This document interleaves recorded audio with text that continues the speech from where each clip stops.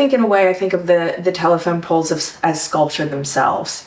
My interest oftentimes is in sort of things that are discarded or cast off, or that we don't look at closely, or we don't think of as, fitting into the kind of paradigm of what art or sculpture is. And I think that's where I tend to get really interested. And I think the poles themselves are, they're a kind of, they're strange, they're weirdly elegant in a way. I think one of the things I had a whole lot of fun drawing them is just like, you assume when you're not looking at them closely, you assume they're fairly similar, that they're kind of, they're serial, but they're not at all. They have, some of them have like big coils of cord that have been added later. Some have these like spindling kind of curls of cord. And I think I was looking at those details too.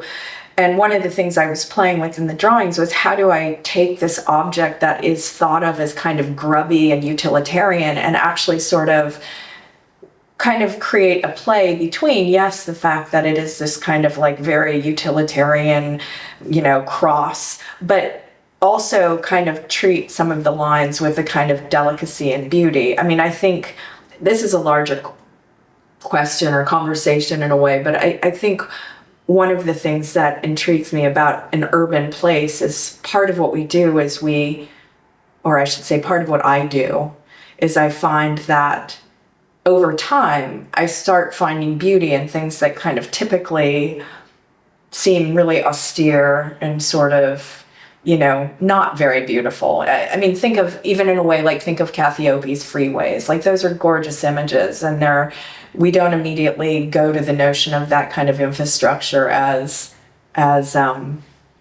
having this kind of formal beauty in it. But I think for me, I kind of see something similar there in the poles. I also think just the fact that they're so tall, they're so thin, that just even that dynamic is a really elegant thing to witness in a physical place. Like, it's just this kind of freestanding pole, that goes way, way high into the sky. And I think that also, just as a kind of sculptural moment, is really beautiful. And then kind of coming full circle back to what you were talking about, the openness of LA skies, I think the other thing is you can very often find yourself looking up and framing a space where you're just seeing a portion of the pole against blue and clouds.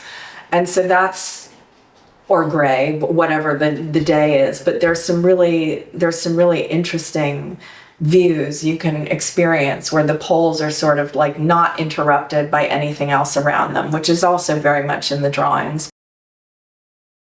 Yeah, I mean, I think for one thing, most of the buildings in Los Angeles, with the exception of downtown and little moments on Wilshire, are pretty low, and we have these big wide vistas, so we see telephone poles a lot more, and they're strange. I mean, I think initially my fascination with them is that they're both kind of disturbing on one level. They're kind of, they're typically pretty grubby looking.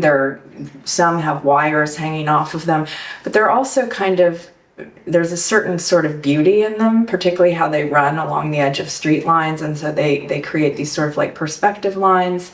They're also, for me, they really bring up weird associations with crucifixions and even like, the windmills sort of. So I think there's a way in which they're definitely a fixture of landscape. And then also the other thing is they've also become sort of implicated in natural disasters too, like in fires. And that too is interesting to me, that they are outdated. They're outdated infrastructure, like you mentioned in Europe, they don't use them. And in a lot of neighborhoods, they don't use them. But one of the things that's interesting too, when you really begin looking at them closely, some of them are really weirdly like hobbled back together, like they've broken in areas, and then workers have come in and put like almost like braces around them.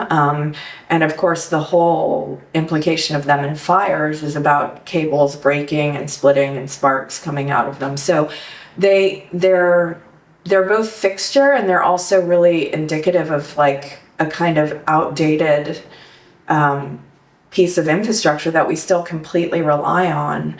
I also just think there's, like the way in which they act, like from a drawing standpoint, they're so interesting because they're very much like point and line. Like they're all about these like lines, and then they connect to one another. So even in their physical form, they weirdly allude to like line drawings, which I think is really interesting. And the same thing with all of the cables. They kind of are doing the same thing, I'll just add too, like some years back I did a series of drawing about squirrels, and it was then that I think I really started getting interested in the poles, because there was so much squirrel activity that was happening on the poles. So I think the other way they're interesting to me from like an urban standpoint is how they do become these kind of like, it's like a jungle gym for our urban wildlife. So that's interesting to me too.